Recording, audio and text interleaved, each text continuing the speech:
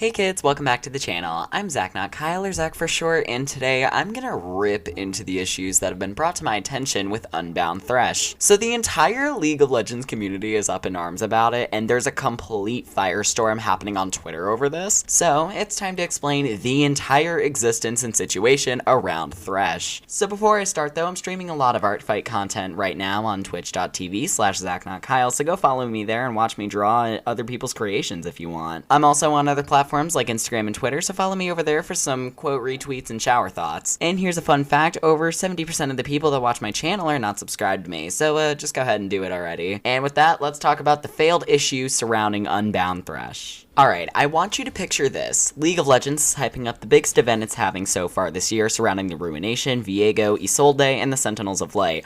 All things they've been working on for the past year. Plot twist, this event ends up being massively overhyped, has some of the worst writing seen in League of Legends in recent years, and is torn apart by fans. But now you are also dealing with one of the worst skin controversies in recent memory being created during this event and only further cementing the ongoing issue with League's marketing strategies of turning over a new leaf, where marketability is more important than diverse and interesting character design, and that is exactly what's happening here. Looking at the skin itself, you can't say it's a bad design, but what you will notice is that it does not look like Thresh should. This is on the same level of Seraphine's character being disjointed from the rest of the game. Neither one feels like it belongs in this game, and both are made to be sexy and make money. This skin isn't badly designed, it's badly intentioned. It still, however, doesn't resemble Thresh the human either. I found this remake online, and it draws parallels to the human Thresh from before he became a ghastly ghoul. So in that regard, it's even worse than Seraphine, and that's when you know you've goofed up as a design team. I would like to note that multiple people had to look at this piece of shit and go, ah yes, this belongs in a multi-million-dollar franchised game with other champions, including this one, being diverse and interesting and open to new ideas. They did that. They, as a collective company, published this. And looking back at the event that this was released for, it's not looking good either. I am working on a 2 to 3 part video series on why the Sentinel event didn't work, and one of the reasons was the ignorance in character choice design, compellence, and direction in the event. There's also a lack of contrast between character choices for Ruined and non-Ruined. The Ruined makes sense for Thresh, except for the fact that he already is Ruined in his default, so why is he even here? Well, this event was a great excuse to put Thresh in Wild Rift, so segue. Let's talk more about that. Thresh had to have been chosen because of the workaround that Riot presented for this champion. Thresh was not in League of Legends Wild Rift. You know, the mobile game we've all been resenting because of how terribly it's marketed and used by Riot to hinder the main game. That one. Due to censorship laws in China, Thresh wasn't allowed in the game because of the Skull and Bones imagery that China is against.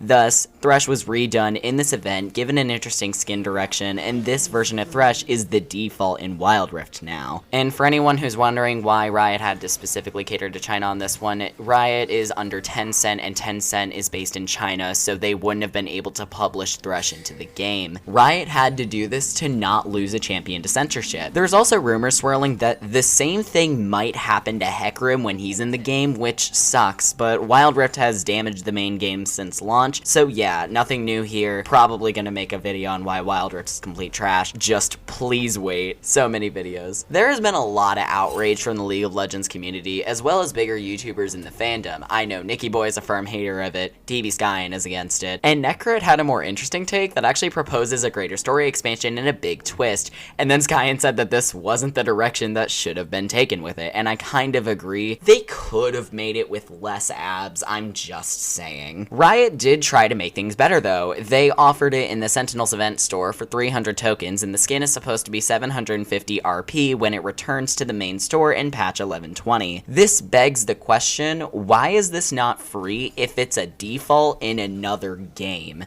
And to that I say, money. Riot is going to profit. Why wouldn't they? Especially with this much press around it, and it's a great way for people to buy it for A, the memes, B, the disdain, or C, for the small minority that enjoy it. So in conclusion, I'm personally never going to understand why this skin came to fruition in the way it did. Everyone hates Riot's visual team. Wild Rift has negatively affected the game for a while and will continue to do so, and no amount of abs will make me like this skin, and I think most people agree there. And with that said, that's gonna be it for this video, so go ahead and like, comment, and subscribe to become not Kyle. If your name is Kyle, that is illegal here, as you can tell from the name of my channel. You do have to get a new birth certificate. I don't make the rules, I just follow them. And with that, I will see you guys later. Bye, sis. Lubricating, I'm the one these bitches imitating. Latex up my ass, got the chain and the whip, I'm dominating. Tiny demons, take it, gonna get the boys excited. Looks like I made a cunt. Your boyfriend said he liked it.